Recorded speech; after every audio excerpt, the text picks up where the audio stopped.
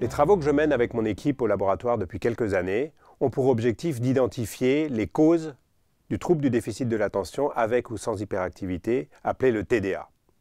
Avant de rentrer dans le vif du sujet, je voudrais remercier mes deux principales collaboratrices, qui sont le docteur Chantal Matisse, qui dirige une équipe au laboratoire des neurosciences cognitives et adaptatives à Strasbourg, et le docteur Élise Savier, qui a démarré sa thèse dans le laboratoire avec ce projet et qui maintenant est en stage postdoctoral aux États-Unis. Alors, qu'est-ce que le TDA? C'est un désordre du développement du cerveau qui touche 3 à 5 % des enfants en France, sachant que 60 % d'entre eux conserveront des symptômes à l'âge adulte. Il y a plus de garçons que de filles atteints, un ratio de 2,5 pour 1, et ce désordre présente une héritabilité de 75 %, ce qui veut dire que si vous êtes vous-même atteint de TDA, vous avez 75 % de chance pour que vos enfants soient atteints. Le traitement de première intention n'est pas médicamenteux. La Haute Autorité de Santé recommande une approche psychothérapique. Pour autant, nombreux sont les enfants qui sont sous médicaments. Et la molécule de référence indiquée dans le traitement des symptômes du TDA est le méthylphénidate, un psychostimulant dérivé des amphétamines.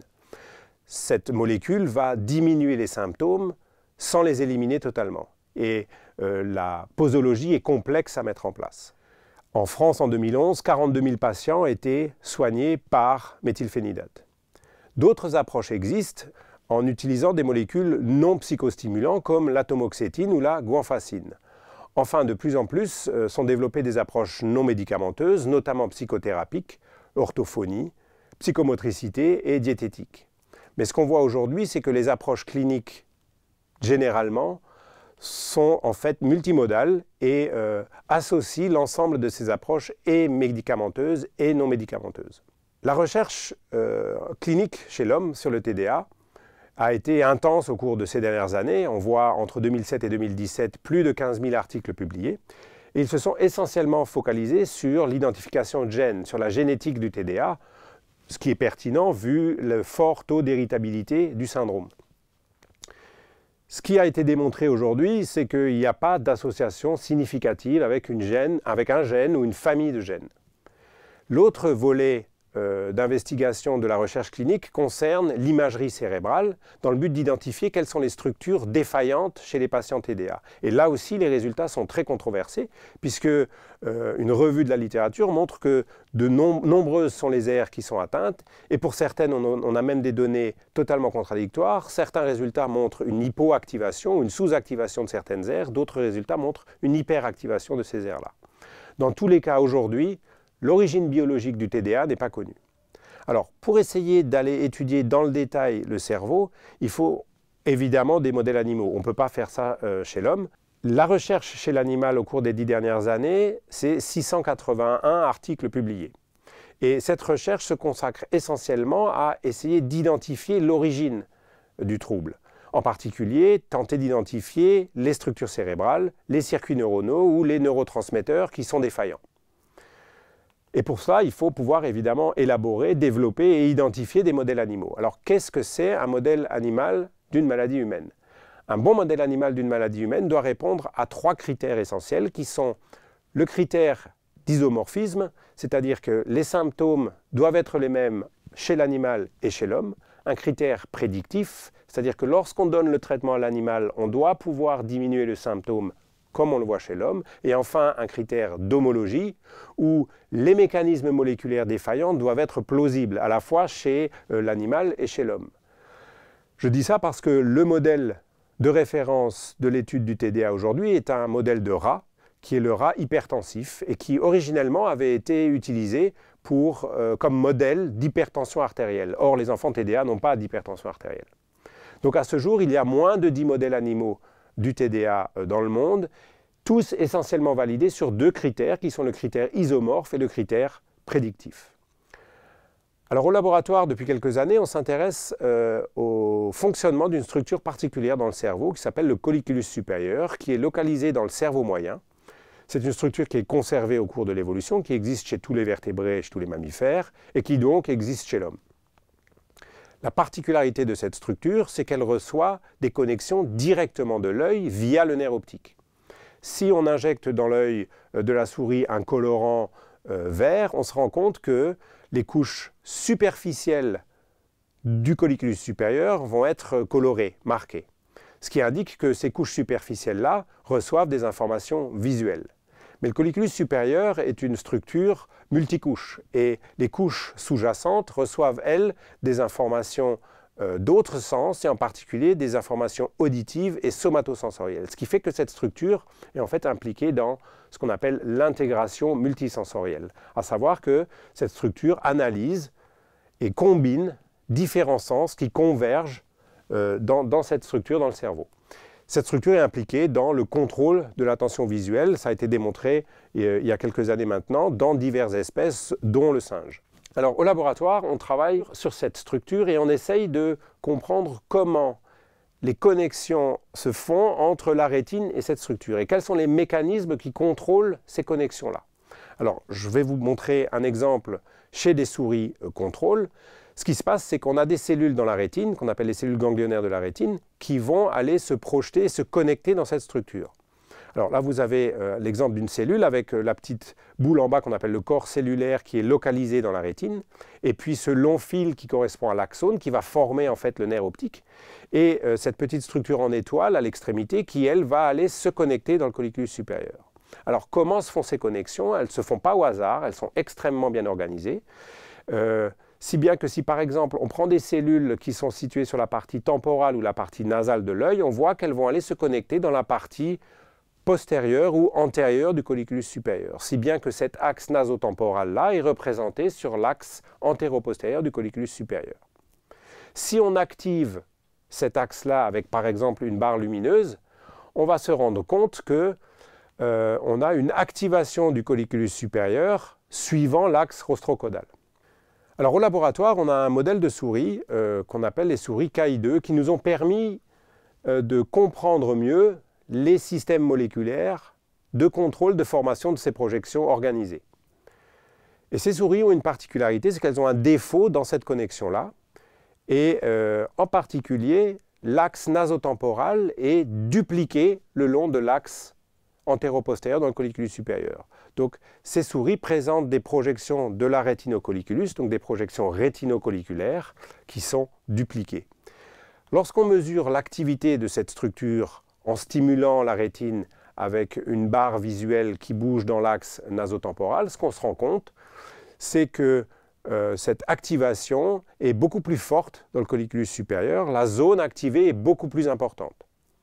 Ce qui suggère que ces souris présentent une hypersensibilité visuelle. Et l'une des questions au laboratoire a été d'essayer d'identifier les effets de cette hypersensibilité visuelle sur le comportement. Et grâce à notre collaboration avec le docteur Matisse au laboratoire des neurosciences cognitives et adaptatives, nous avons élaboré tout un système et une série de tests comportementaux standardisés chez la souris qui nous ont permis, dans un premier temps, d'essayer d'évaluer les comportements liés directement à la stimulation visuelle. Et on s'est rendu compte qu'en fait, elle n'avait strictement aucun problème là-dedans. Et du coup, on a essayé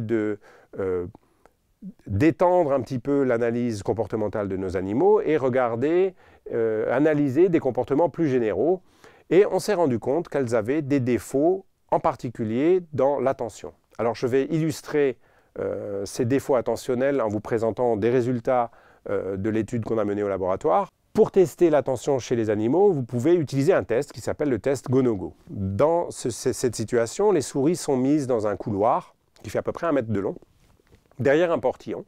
Et à l'extrémité de ce couloir, on va mettre une récompense, en général, un petit carreau de nourriture. Et on ouvre la trappe et on mesure le temps que mettent les souris pour aller récupérer ce petit carreau de nourriture.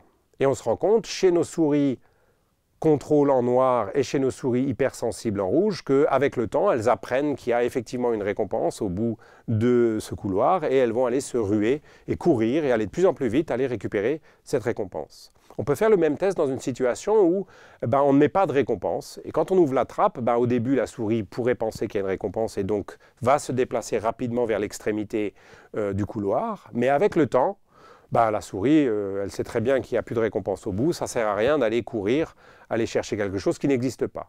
Et quand on regarde ce comportement-là chez nos souris hypersensibles visuelles, on voit que, récompense ou non, finalement, elles vont aller courir toujours de plus en plus vite vers l'extrémité de l'allée pour aller récupérer cette récompense qui, dans certains cas, n'existe pas.